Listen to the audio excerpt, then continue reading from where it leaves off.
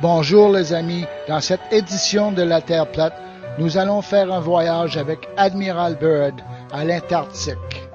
Un voyage top secret qui s'appelle Run and Jump, High Jump et Secure.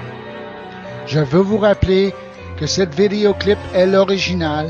Il n'y a pas de narration en français disponible et que j'ai écrit des textes en français pour vous guider à travers les conneries que sont les Américains. Merci à votre attention à ce sujet et gardez les yeux et les oreilles grands ouverts. La raison de cette expédition est pour installer des bases américaines autour de la Terre plate et de cacher le secret de la Terre plate au monde entier. Merci beaucoup de votre attention.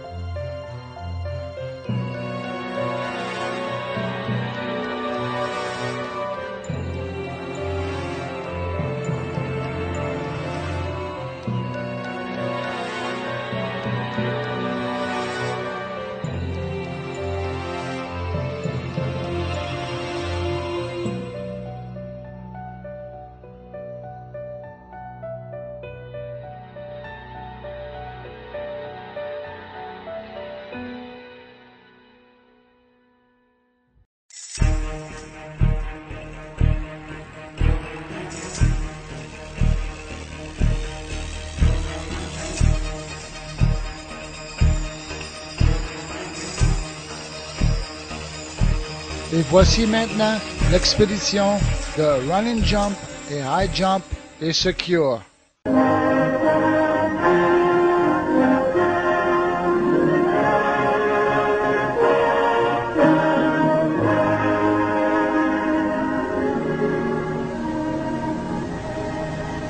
This is Robert Montgomery speaking.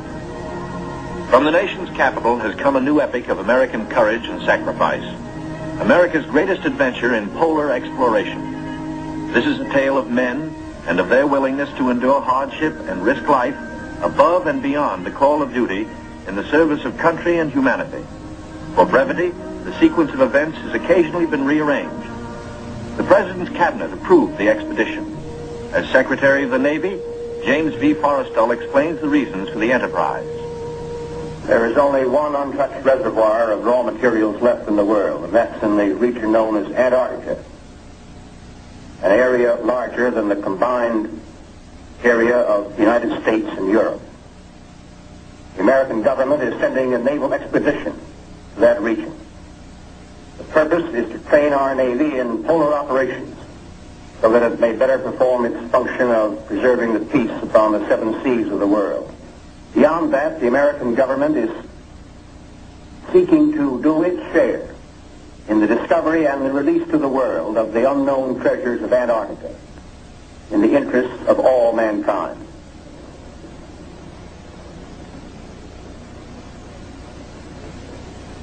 Thumbs up to this, gentlemen. The Secretary has approved our plans, confirming you, Admiral Byrd, as the officer in charge of the expedition, and you, Admiral Cruzen, as the task force commander. And we get everything we need. That makes Operation High Jump the greatest polar expedition in history. Admiral, time is going to be our greatest handicap. By the time we get through this very difficult ice pack, the summer will have ended and the fall will have set in.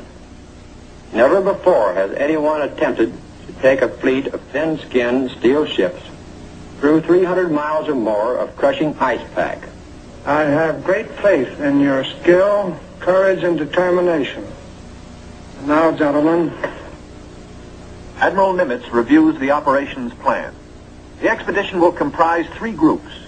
A central land plane group to explore the interior from Little America and 2 seaplane groups, the eastern to map that half of the continental shoreline, and the western to map the opposite coast of Antarctica. After the original orders have been issued, 3 months of planning are needed to organize the giant venture. This is Robert Taylor speaking. At the world's greatest naval base, Norfolk, Virginia, ships of the Central and Eastern groups are loading. The flagship, Mount Olympus, equipped with powerful radio and radar, will serve as the leader's voice of command. Admirals Byrd and Cruzen come aboard to check staff preparations, food, fuel, and clothing for 4,000 men. Byrd greets staff officers who have fitted out the expedition. Not a few vessels, but a fleet. Officers and men, not hundreds, but thousands, and pilots by the score.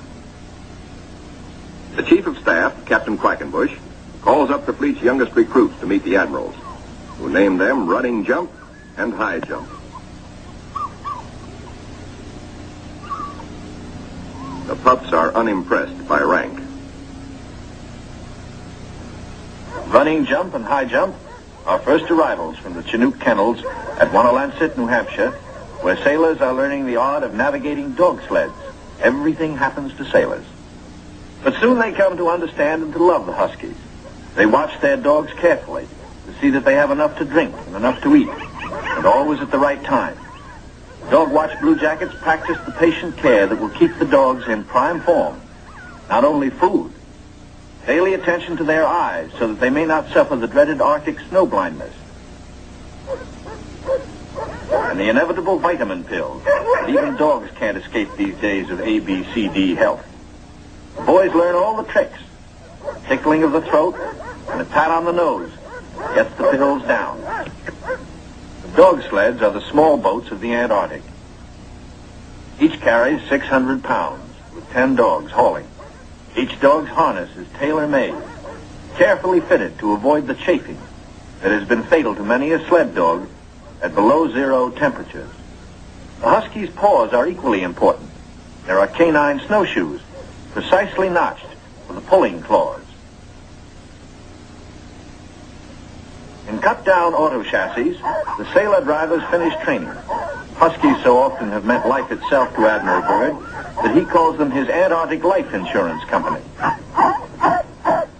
From Norfolk, Admiral Cruzen sails aboard the Mount Olympus. His crews are a cross-section of the country's manhood. Admiral Byrd will follow later in a carrier, Philippine Sea. The Coast Guard icebreaker, North Wind, powerful plow horse of the expedition, backs out. The seaplane tender, Pine Island, is first to stand out to sea. Steaming south via the Panama Canal, the fleet must cover 12,000 miles to reach Antarctica. At the 100th meridian west, the groups are to separate, and the central group proceed to a rendezvous point at Scott Island. This is Van Heflin speaking.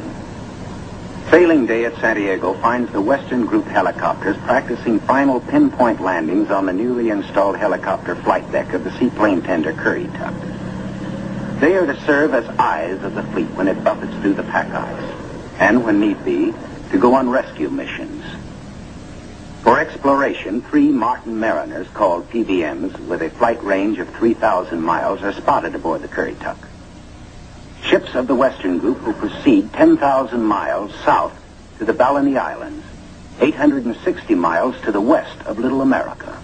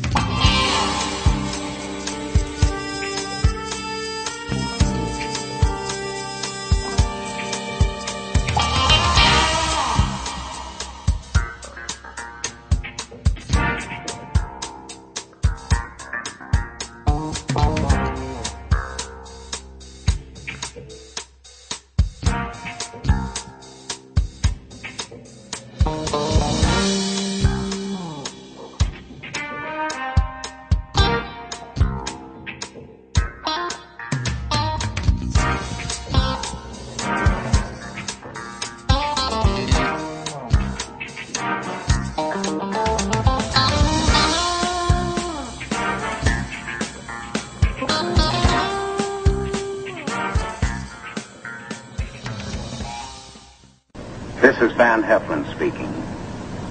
Sailing day at Santiago finds the Western Group helicopters practicing final pinpoint landings on the newly installed helicopter flight deck of the seaplane tender Currituck. They are to serve as eyes of the fleet when it buffets through the pack ice, and when need be, to go on rescue missions. For exploration, 3 Martin Mariners, called PBMs, with a flight range of 3,000 miles, are spotted aboard the Currituck. Ships of the Western Group will proceed 10,000 miles south to the Balleny Islands, 860 miles to the west of Little America. Aboard the Mount Olympus, now heading south in the Pacific, Admiral Cruzen gives a traditional command, and up goes a strange flag. The Jolly Roger, signifying the crossing of the equator and authorizing the ancient shenanigans of the sea, whereby all landlubbers are painfully presented at King Neptune's court. The veteran shellbacks copperplate the polywogs' interiors with a mixture of cylinder oil and chewing tobacco. Next, the polywogs must kiss the bosun's belly, the only kiss they'll have for many a long month.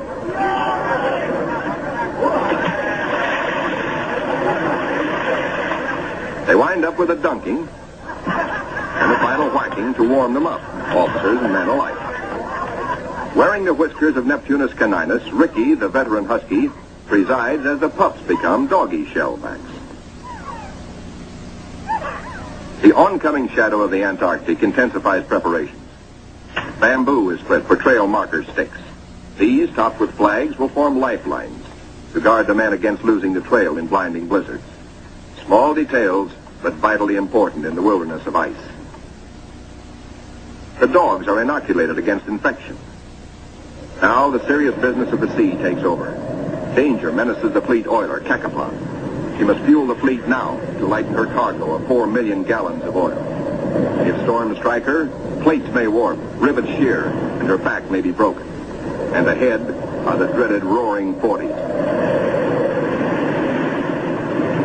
Deck parties run with hauling lines, bringing over the Cacapon's captain for a conference.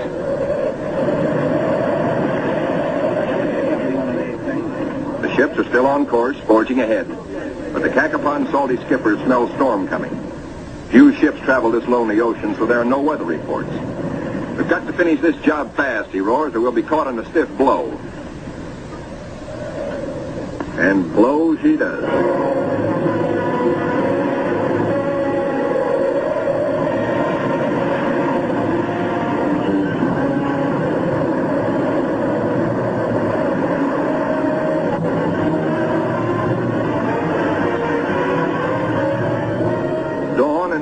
Skies, but still the gale blows hard.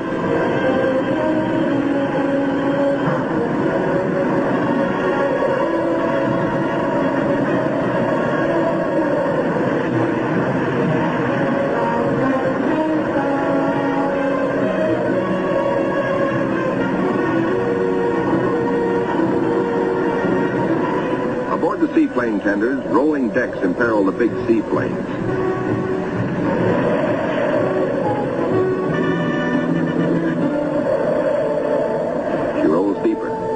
A sudden lurch. The Navy cameraman taking these pictures is thrown, his leg broken. He swings his camera, catches the nose of one plane smashed in, swings aft, spots another plane overboard, sinking in the wake. Lost.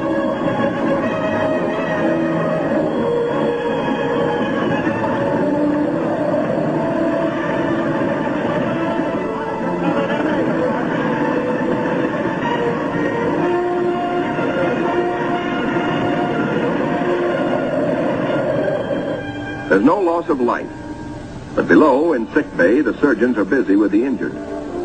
Today, with Navy's modern science, an injured seaman is soon up and about.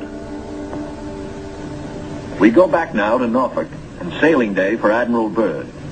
6 DC-3s, called R4Ds by the Navy, make the longest taxi run in Navy Yard history, each with crewmen riding the tips of their 98-foot wings. Poles and buildings have been removed to clear their way to the 30,000-ton carrier, Philippine Sea. Admiral Byrd will sail the carrier close to the edge of the pack ice, then fly his 6 30,000-pound land planes from her deck, 800 miles across the pack to Little America. A daring and dangerous plan, but precedent was made in 1942 by Jimmy Doolittle in his much smaller B-25s, Tokyo bound from the carrier Hornet.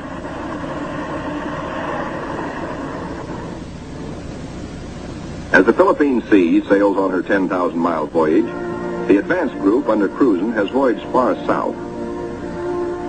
They sight their first icebergs just above the Antarctic Circle. Careful bearings are taken, for the hulls of these ships are no thicker than was the steel skin of the Titanic. The treacherous ice is the enemy now as then, but danger is the sailor's business. His delight is in preserving home traditions, the Christmas tree and Christmas dinner.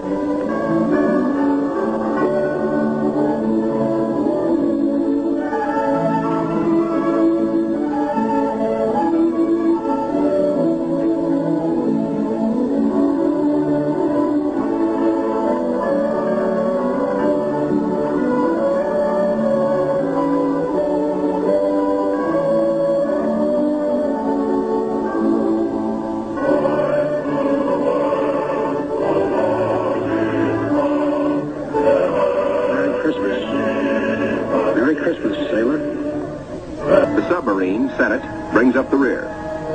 U-formed ice, known from its shape as lily pad ice, offers no trouble. It is the bergy bits and the bergs themselves that form the hazard for the submarine.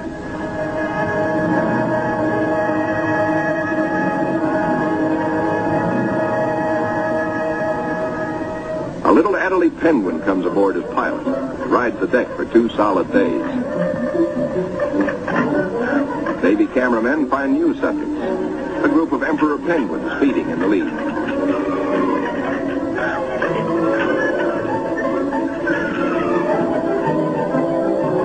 Lookouts spot a flock of snow petrels, those hardiest of birds.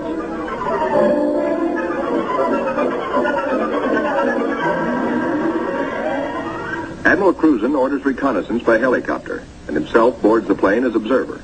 For the first time, the helicopter serves as the eyes of the fleet to scout out a way through the ice.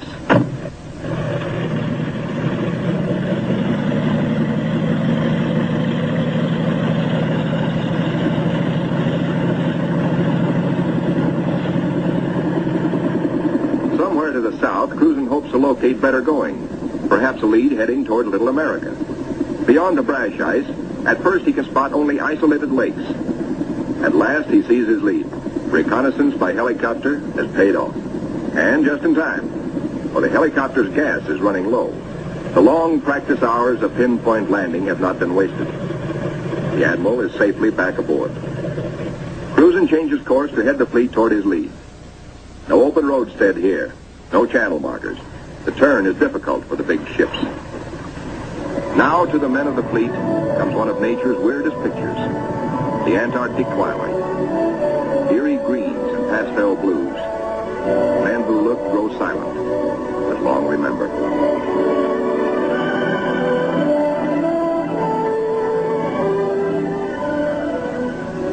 Nor will they forget the dawns and the seals.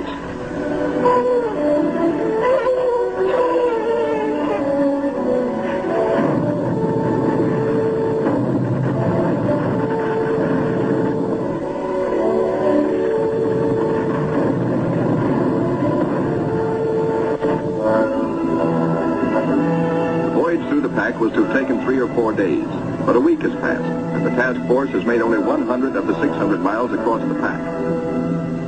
An emergency radio to the north wind summons instant help. The submarine, Senate, is caught. The jaws of 2 ponderous pressure blows are closed in, locking her in a white vice. The submarine is in acute danger of being sunk.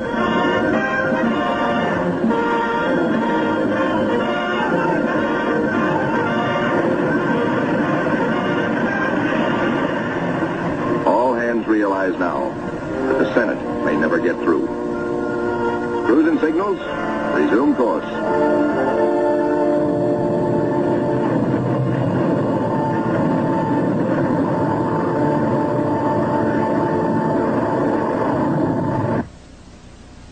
Meanwhile, the eastern group has steamed to Peter I Island, 1,250 miles northeast of the main base to be established at Little America. The Eastern Group's seaplane tender, Pine Island, sends a helicopter to scout the rugged coast. Hope is fulfilled when she relocates Scott's 37-year-old camp. This was the base for the ill-fated Britain's expeditions at the turn of the century. While the helicopter waits, the Americans look over the hut, finding only an abandoned sled. But back at the Pine Island, the helicopter meets trouble. Her rotors, heavy with ice, fail. She crashes only a few feet from the safety of the landing deck. Within seconds, the Pine Island's crash boat reaches the sinking helicopter. The rescue crewmen, drilled for just such an emergency, yank Captain Dufek and his pilot safely aboard. Back at the Central Group, danger increases for the submarine. Crushing ice is now riding up over her decks. She is solidly frozen in.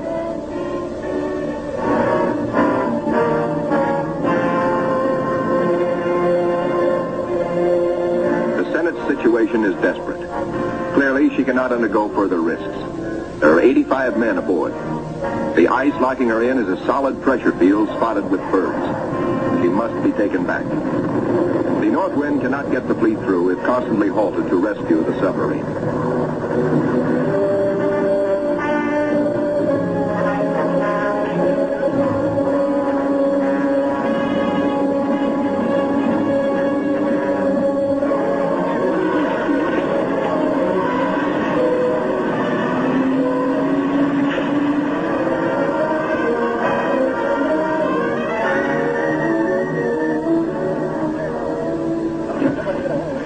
Icebreaker North Wind, with Admiral Cruzen in operational command, leaves the ships to await her return from the 400-mile round trip, towing the battered submarine, the Senate, north to the safety of the open sea. 1,200 miles to the west, 10 men set out from the western wing of the expedition on a hunt. For one of the seaplane tender Currituck's missions is to bring back specimens for the Federal Fish and Wildlife Commission. The marine marksmen storm the ice floes. These seals are armed with tiger-like jaws, easily capable of mangling a man's arm or leg. The men risk the slashing jaws of the master bull himself. He's no calf, he fights to kill. Once secured, he finds out for the first time in his life what it's like to be petted. That's not so bad. They total up their catch for the scientists back in Washington. 6 leopards and 1 rare Ross seal. The first Antarctic seal ever to fly through the air with the greatest of ease in a cargo net. 3 days later, disaster presses close to the ships of the Central Group, helpless without the icebreaker.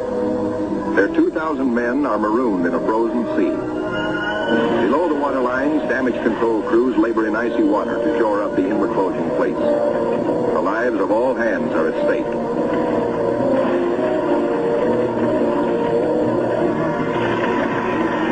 The radio flashes an SOS to Cruzen 200 miles to the north. Quickly, he orders the submarine to go on by herself to Scott Island and there operate as a weather reporting station. And now begins a race against time well worthy of high place in the traditions of the United States Coast Guard.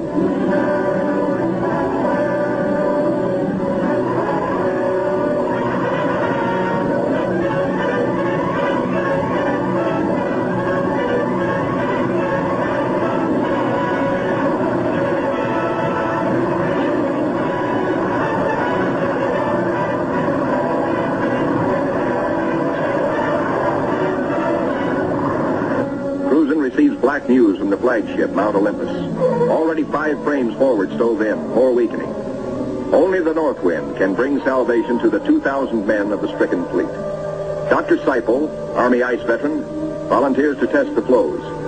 If the ships must be abandoned, will the ice support the survivors? Cruzen awaits Dr. Seipel's verdict. Seipel reports the ice cannot be trusted.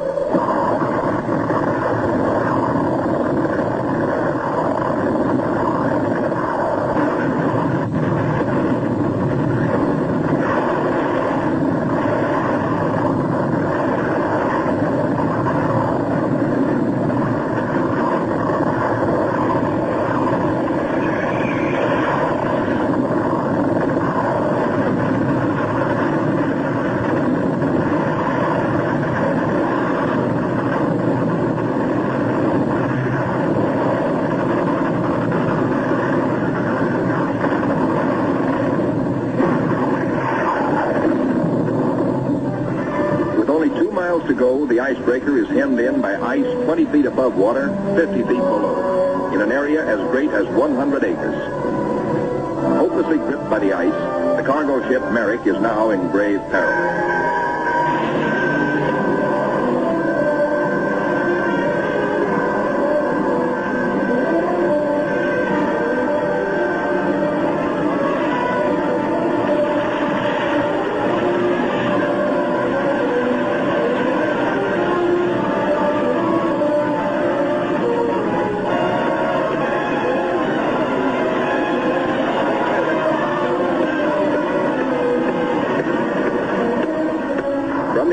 The fleet is now in sight over the pressure ridges. The desperate struggle of the north wind to reach them seems hopeless at times. The icebreaker counts her gain by yards now. Captain Thomas dares passages that normally he would avoid. It's the critical last round, a straight-out slugging match.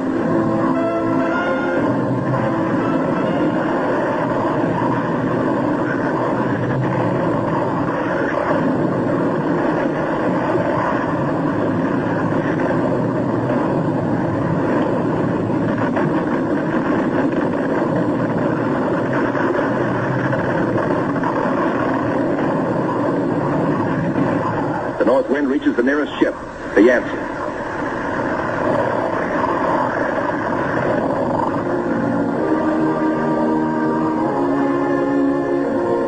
The Coast Guard icebreaker, North Wind, commands the only power operating in the whole frozen fleet. The Yancey and her 500 men are saved. Next, the Merrick, heavy in the water with a hole in her bow below the waterline.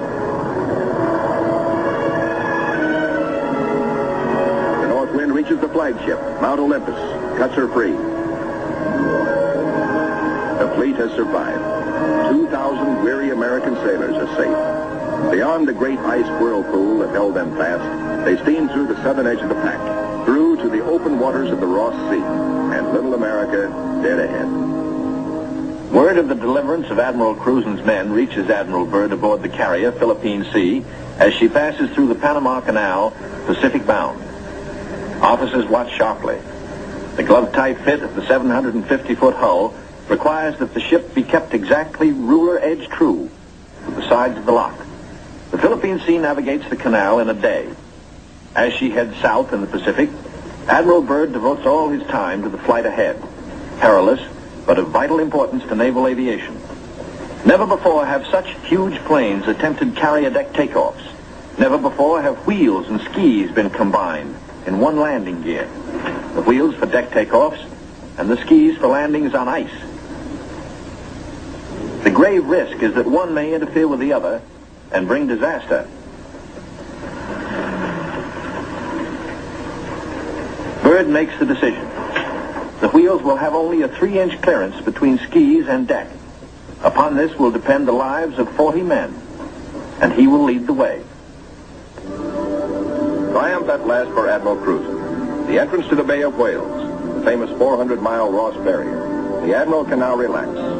He, an American admiral, has brought a modern fleet for the first time into the innermost waters touching the great unknown continent of Antarctica. This is an historic moment. At long last, Admiral Byrd has realized his dream of many years of reaching little America with men and ships of the United States Navy. Reception committee. Hey, gang, hurry up. Look at the big penguins in our bay. Big penguins, bigger than emperors. Big black mountains that move. They walk like us, but not quite the right way.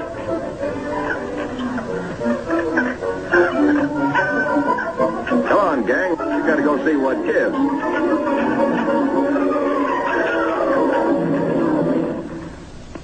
Big penguins and their big black mountains, the ships, are on 24-hour duty, with the first job to secure all mooring lines. Big timbers sunk deep in the ice serve as anchors. They're called dead men in sea parlance, perhaps because they're buried. Slip toggles are rigged for quick release in case ice forces an emergency getaway. Unloading. Reconnaissance planes first, next hauling equipment. The Marine Corps weasels. Heavy-duty caterpillars and trucks, 40 in all. Here are no port facilities, but the Navy shows its self-sufficiency as it did throughout the war in operating at sea without bases or with improvised bases. Here are no docks or roads, yet all freight aboard 3 heavily laden ships is hauled 2 miles over the ice up to Little America. Dogs next, a barking, tugging boatload of huskies. And the pups, growing fatter and bigger every day. All are happy with the welcome smell of snow in their nostrils. This is home. This is fun. But this is work, too, for time is short. The dogs must haul their share of the tonnage. Halt. Trouble ahead. Pressure ridges block the way inland to Little America. Even the largest caterpillars are stalled. The call goes out for dynamite crews, Navy's trained demolition teams, seasoned on enemy beaches. They must blast the 50-foot ridges, clear the way to meet the expedition timetable. The ridges are deep. Blasting takes hours.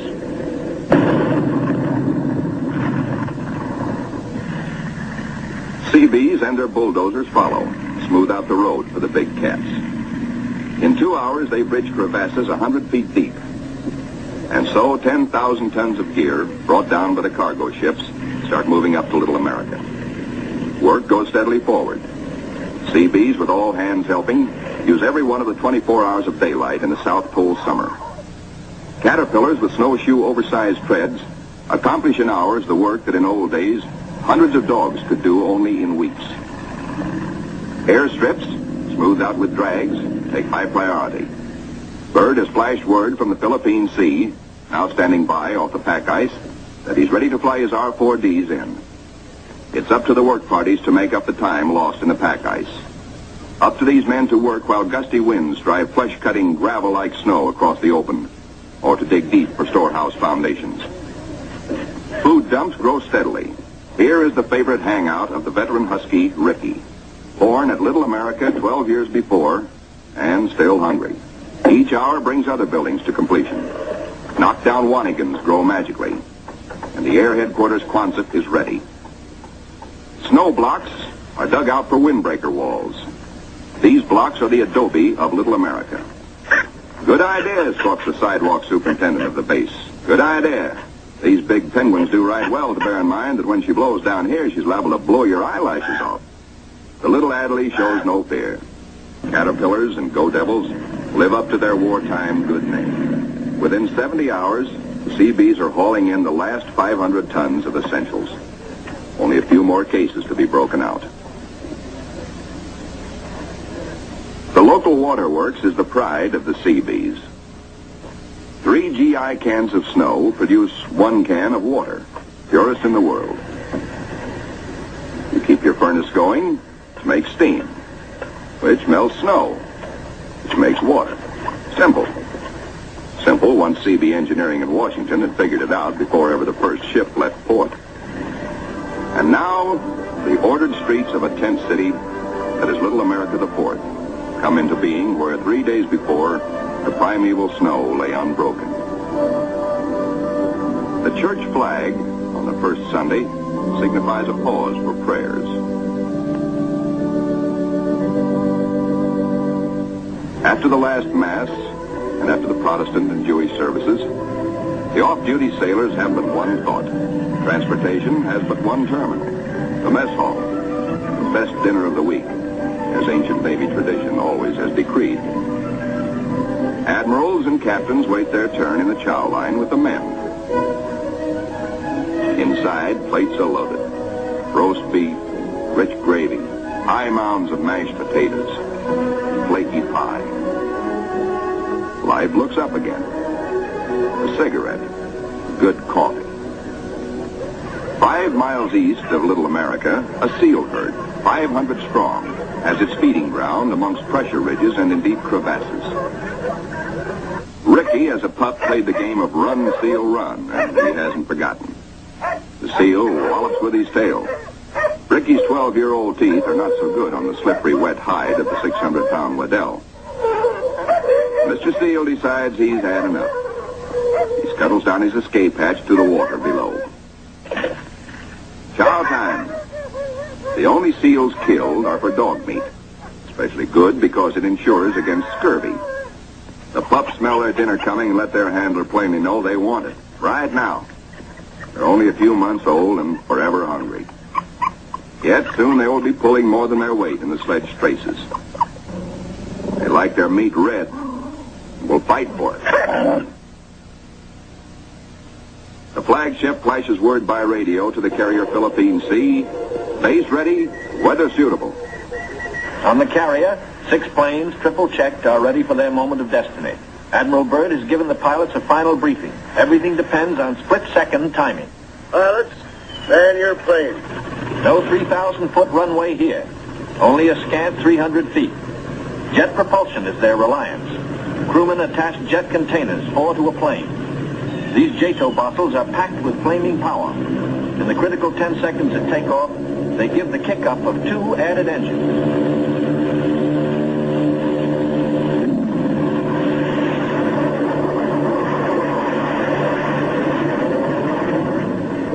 Byrd is airborne in exactly 100 feet.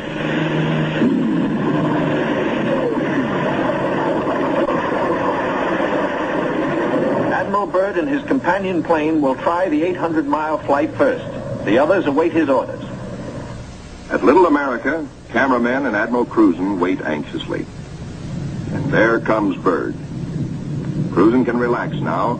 Skis work perfectly. The carefully calculated drag of the wheels serves only to shoot up a plume of snow. Byrd greets his son, Dickie Jr., first, here following Dad's footsteps. They watch plane number 2 come in safely. Byrd tells Cruzen, good to be home again. But Cruzen has urgent news. There's a terrific storm brewing, only 10 hours more of safe flying. Byrd radios the carrier, launch all planes as soon as possible. By midnight, the Philippine Sea has the remaining 4 planes ready. They must risk a takeoff in darkness before the terror of the storm strikes.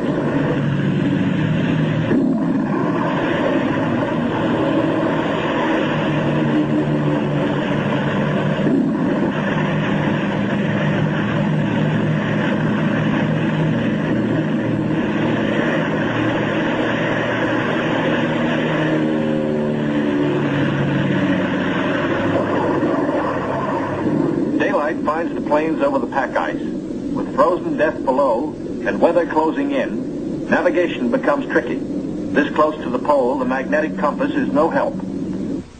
At the base, men scan the gray skies, looking, and finding only the blackness of the approaching storm, now visible to the east. If the planes don't make it within an hour, but in they come, one by one, to land in the last remnants of clear light. Each landing is the first on the ice for each pilot. These men are the first ever to fly big planes into the Antarctic. Or on previous expeditions, the planes were freighted in, assembled, and only then were they flown. These Navy and Marine Corps flyers have been bred on stormy going. Their long experience and, above all, the Navy's relentless training in all details brings them in, but with little time to spare. The blizzard hits, 100 miles an hour, scouring across the sastrugi. In storms such as this, many brave explorers have died.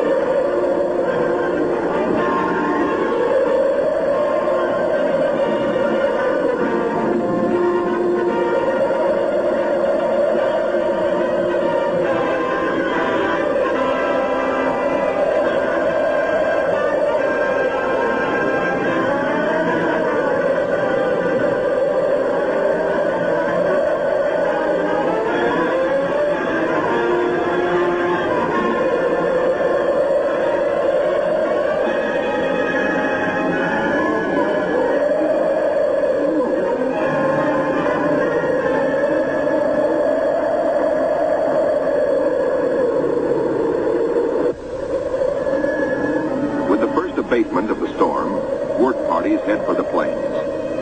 The blizzard is 40 hours old. The wind has become bearable. The expedition flight schedules are days behind. They must get the heaters going, clean out the frost. The Antarctic offers no quick machine service as on standard Navy airfields. Fuel for the heaters must be hand-dragged, hand-pumped, hand-fed, with the temperature far below freezing.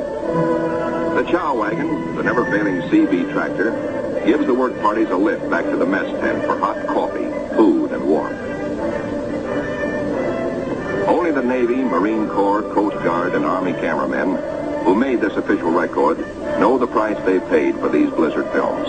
They covered the Pacific battles for posterity. This cold day, they froze their whiskers to make these first color films of an Antarctic blizzard. Little America digs out. The planes still stand on the line uninjured. Icicles and snow to be cleared off, but no plane blown away.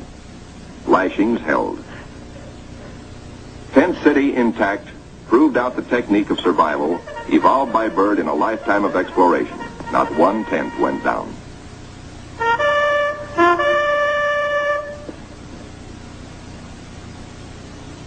No matter how great the pressure of work, the flag must be raised with a ceremony which is its due.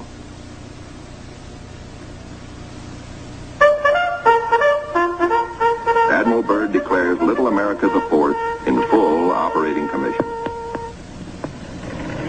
The Admiral and the party ride Weasels 12 miles south to visit his earliest camp, marked by the radio towers.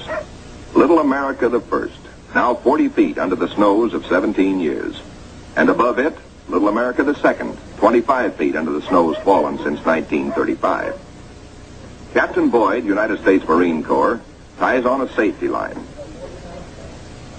While Admiral Byrd and 3 veterans of his previous expeditions watch, Boyd inches his carcass down the old ventilating hatch. It stood 20 feet in the air when it was put up 12 years before. He pokes a stick up as a marker for the main hatch. Now all hands, the Admiral included, will have a chance to go look-see. Below, the old-timers find a lantern that lights at once. No manner of other gear. For here in Antarctica, there is no decay, no rust, no dust, not even germs. Fruits, vegetables, meats, all good after 17 years. Small wonder Byrd preaches that one day, Antarctica may be the world's storehouse to keep the 7 years surplus for the 7 lean years. Byrd, bringing with him the old corn cob he'd forgotten in 1930, comes up last.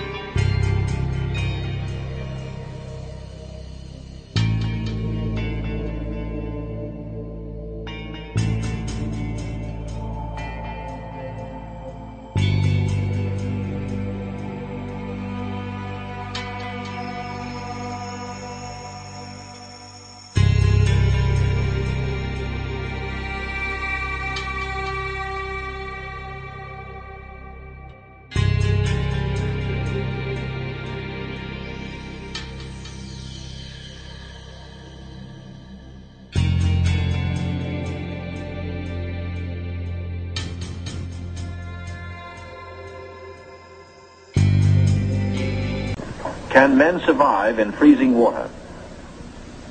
Men from Mars, members of a special underwater demolition team, wear the new cold water rubber survival suit. In contrast to these skylarking youngsters eating ice cream in the ice, men in ordinary clothing are paralyzed in 6 minutes and die very quickly thereafter.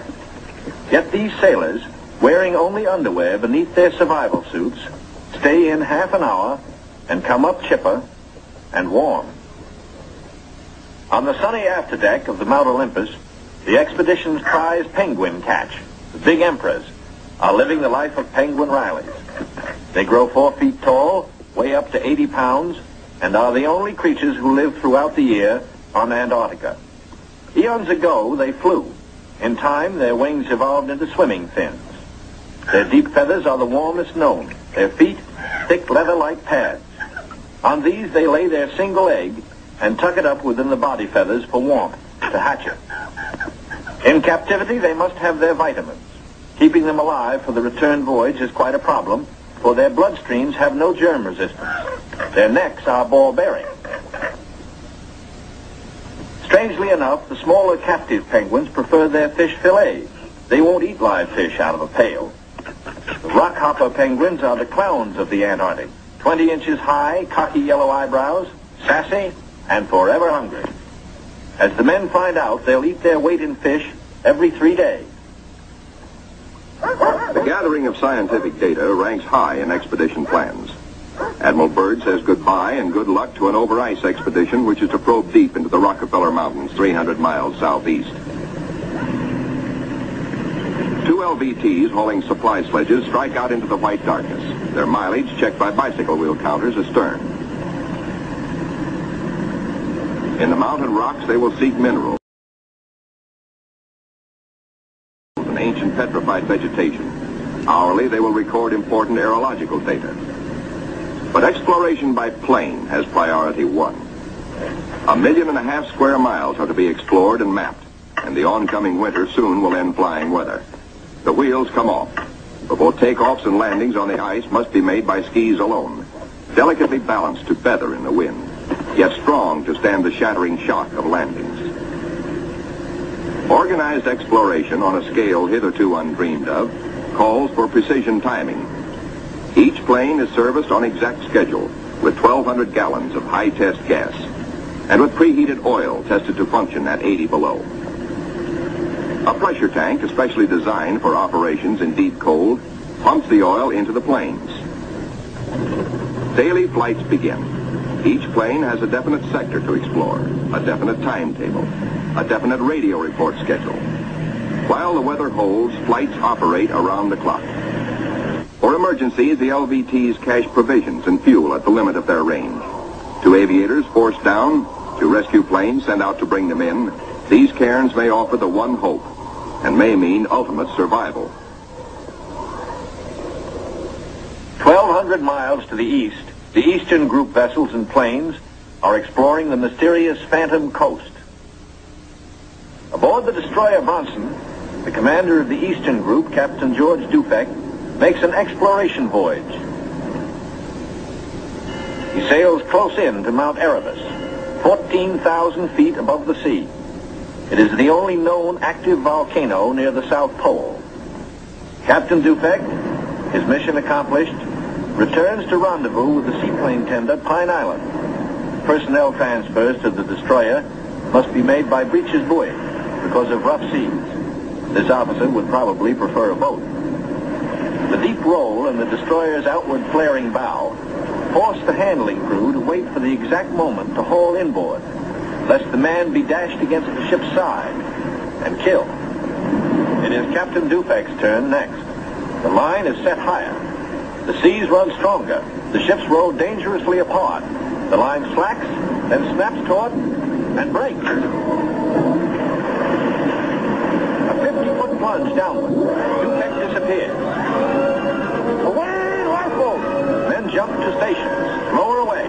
Hurry, hurry. 8 minutes in this icy water means death. Speed is the only hope. The boat sheers clear.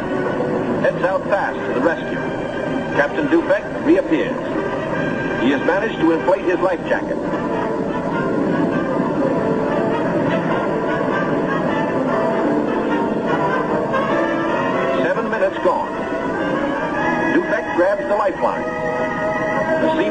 catches him. By a margin of seconds, he is safe.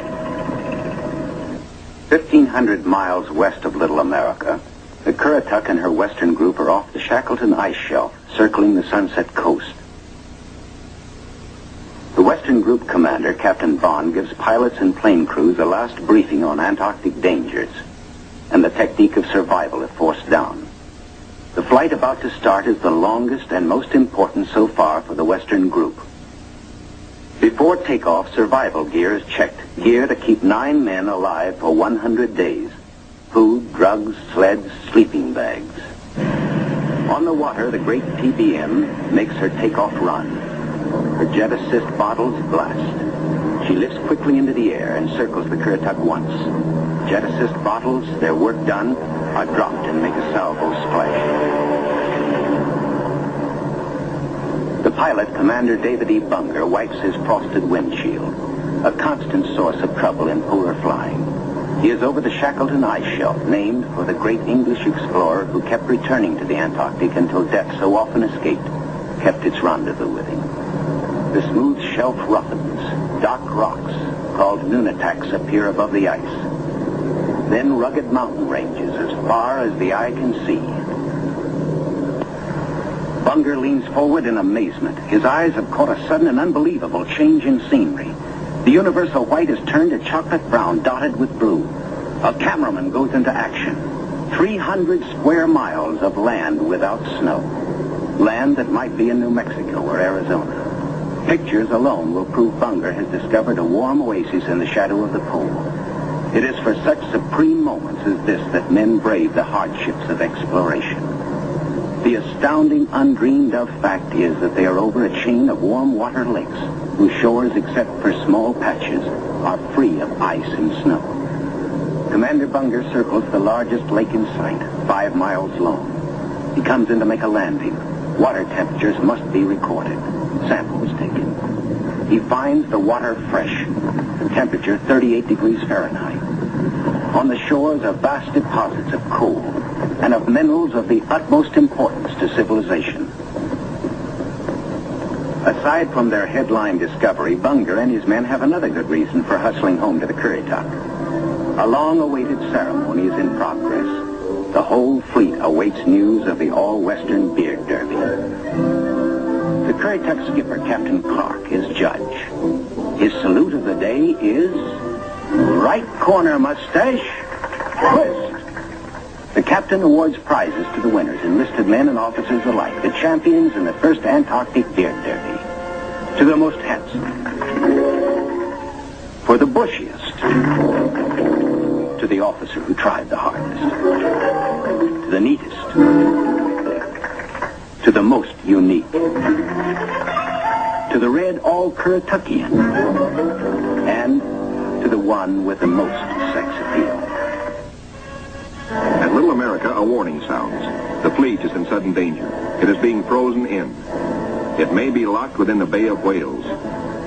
Here is the treacherous foe. If caught, the ships will be wedged against the barrier, crushed. Here will be the graveyard of the fleet.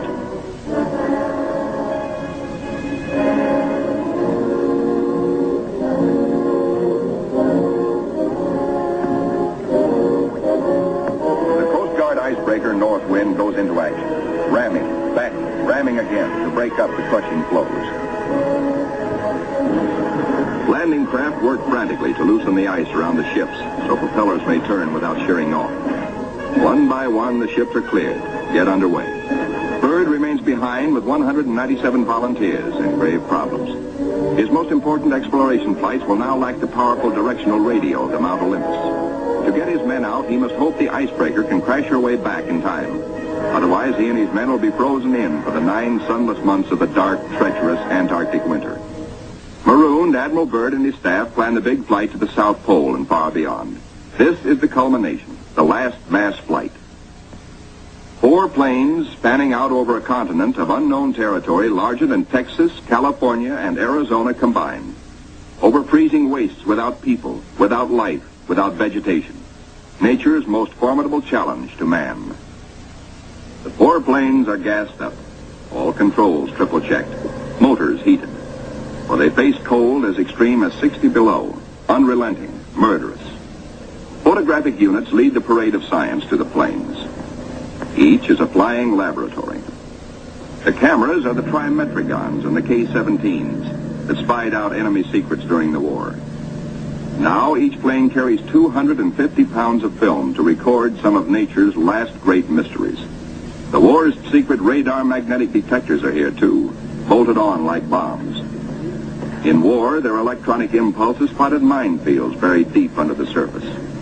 Now they will read far below the ice, detect and identify minerals, coal, iron, precious ores. Byrd gets the words, "Ready, sir." He boards the leading plane, gives the command, "Take off." Crews hasten to rock the ships and thus free the skis frozen to the ice. Now all the work that has gone before, the planning, the task of preparing ships, of training men, the perilous voyage through the ice, now all of these investments of time and sometimes of suffering are come into focus. Takeoffs were non-stop flights over the desolate, danger-studded wastes of Antarctica. Flights of great distance, the equivalent of, back at home, winging non-stop from the Canadian border to the Gulf of Mexico. Aviation is all important in the Navy's Antarctic exploration, just as aviation is all important in a modern Navy that must be strong under and above the sea, as well as on. Byrd leads his 4 planes in the long climb over pressure ridge areas, heading for the polar plateau, 10,000 feet up. Below are no landing fields, only deep crevasses, pressure ridges 100 feet high, instant destruction for a plane forced down. Byrd pioneered the first South Pole flight in 1929. He applies again the practice of constant vigilance, careful calculations that assured his earlier successes. Over this cruel country, Byrd flies today at 3 miles a minute. In earlier explorations, 3 miles in one day was frequently the utmost for Shackleton and Scott for Britain, Amundsen for Norway, and Byrd himself for America. The Beardmore Glacier, 200 miles long, 50 wide, 1,000 feet deep, who knows? Byrd checks position by the sun compass.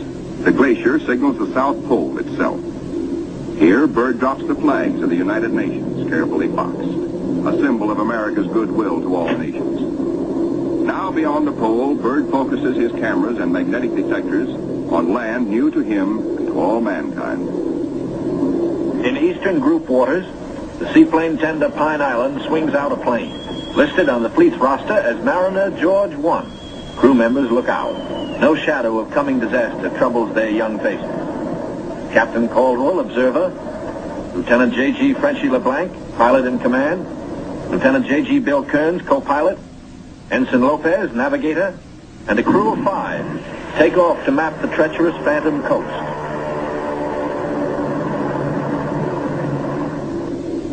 Byrd's planes, deep into the unknown, are the eyes of civilization, recording, evaluating, mapping. Plateaus, mountain ranges with peaks 20,000 feet above sea level. The trimetricon lenses, clicking overlapping exposures every 3 seconds, photograph from horizon to horizon.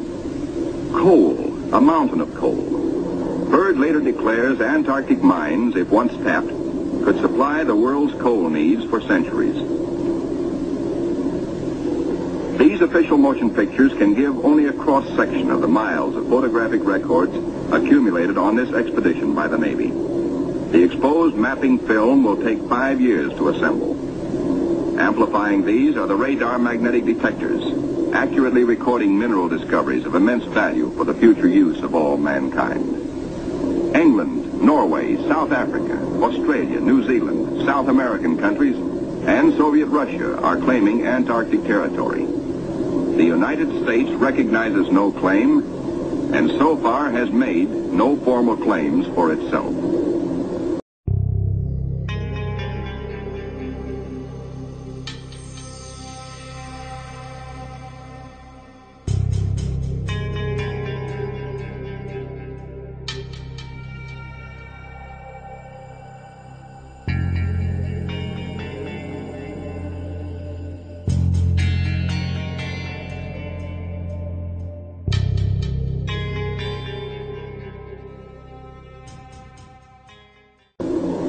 International policies cannot concern the Admiral now. His duty is to keep his flying laboratories functioning, to fulfill his dream of a lifetime. The word "gas half gone, sir," comes from the engineer tabulating fuel tank readings. Byrd radios his pilots, return to base. By the third leg of their triangular course, the planes head back for Little America. Byrd's plane takes the widest swing fuel permits as the lenses of the Trimets continue recording new territory. This is the last big flight. Byrd is determined to record the maximum possible. One by one, the planes swing in over Tent City. Flight operations checks them in and safely down. Plane 2, plane 3, plane 4. But not plane 1. Byrd's plane is yet to be accounted for. Byrd is missing. Out over the ice, Byrd is in trouble. His starboard engine is cutting out, now stops. His one remaining engine is losing power. The altimeter needle starts dropping down. The plane is losing altitude. All 4D1 to base. All 4D1 to base. Position Q5. Engine out. Losing altitude. The base prepares for rescue operations.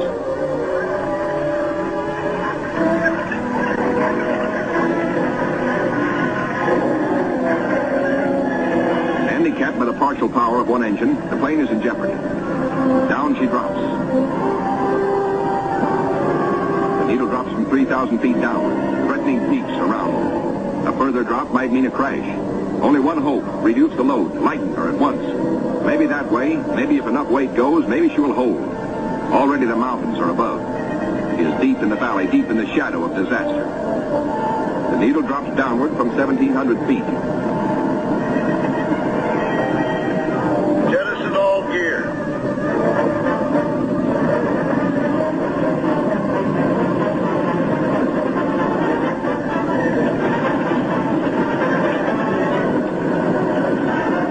Only the precious films and records are saved. The gamble is life or death.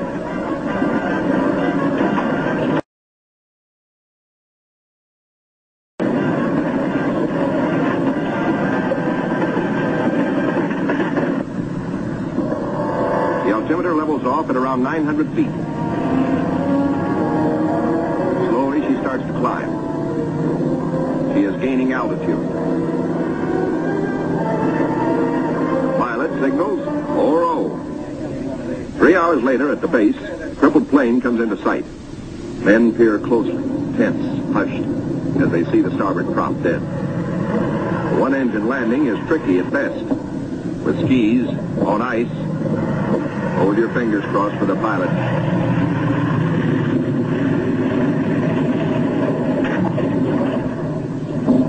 Safe, safe, good going. The greatest exploration flight of all history has ended in success. The flight beyond the South Pole. The flight beyond imagination. But over the Pine Island with the Eastern Group is the shadow of tragedy. Captain Dufek flashes the word by radio. To Eastern Task Group. From Task Group Commander, Mariner George 1 overdue. This group commence standard search and rescue operations immediately. Grim men with grave news from Captain Dufek. No time now for jubilation over his own escape. No mood for rejoicing. Byrd knows better than any man the tragic import of the message. In the freezing danger of the Antarctic, seconds are hours. Minutes are days. Every resource of the expedition must be mobilized instantly. All planes must take the air. All men stand alert for emergency duty. Over the ice pack, above the open sea, across the barrier. Mariner George 1 is down with men. No radio signals coming through. That means a crash. Search. Search. Search. Wherever the plane is, it must be found. For maddening, anxious days, fog shrouds the area where the accident most likely took place. Men are frantic. Yet daily, at their own request, at their urging, in fact, the crew of the Pine Island gathers for prayer service. On the 13th day, the weather breaks clear. Captain Dufek sends another PBM into the area heretofore shrouded in fog. At last, in clear visibility, the pilots and men scan water and pack ice along the Phantom Coast. Wherever they are, the 9 men of the George 1 have been lost almost 2 weeks. Hope is thin. 5 hours out, Commander Howell, the pilot, spots smoke. A signal fire. Some are alive down there. How badly hurt? How many live? George 1, smashed. The wreckage scattered, some of it burned. And a message on the wing. Lopez, Henderson, Williams, dead. No seaplane can land on the ice. Can the survivors reach open water? Howell must drop a message. We'll land Barrier's Edge 10 miles north. We'll drop flags to mark trail. If you can walk it, form circle. If not, form line. Howell knows the gravity of the decision Captain Caldwell must reach. But if the men can walk, a day may be saved. A precious day for the injured. Howell flashes the news. Captain Dufek gets the word and gives it to the Pine Island by loudspeaker. Attention all hands. This is the task group commander speaking. Mariner George 1 has been sighted. Rescue operations are in progress. Howell circles his PBM over the wreckage. He watches for his answer. The huddle of men breaks apart. They've reached a decision. It's a circle. They'll try the 10-mile trek to board the PBM at the water's edge.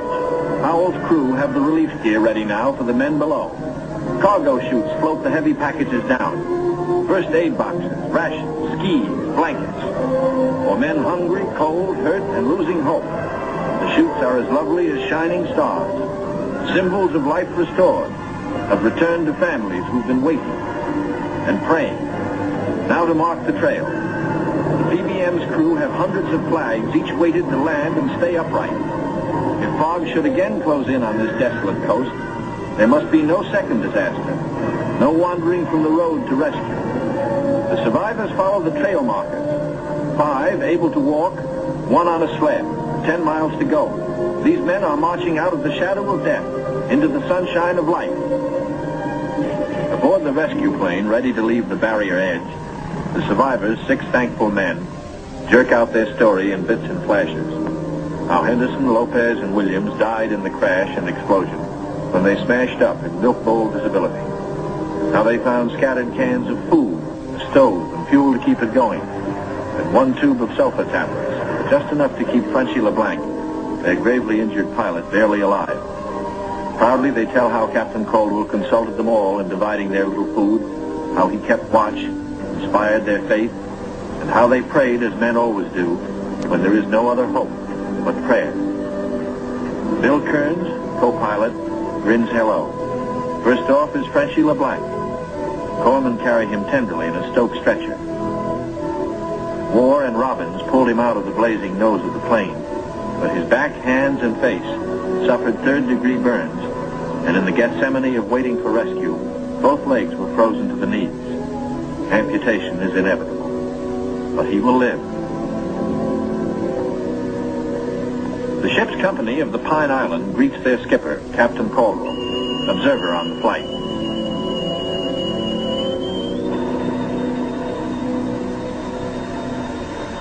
He says no ship ever looked so good to him as his own command, as again he sets foot on her decks. His executive officer greets him with sincere affection. Captain Dufek warmly welcomes the survivors. Co-pilot Kearns, his broken arm in a sling. McCarty, photographer. War, the radio operator.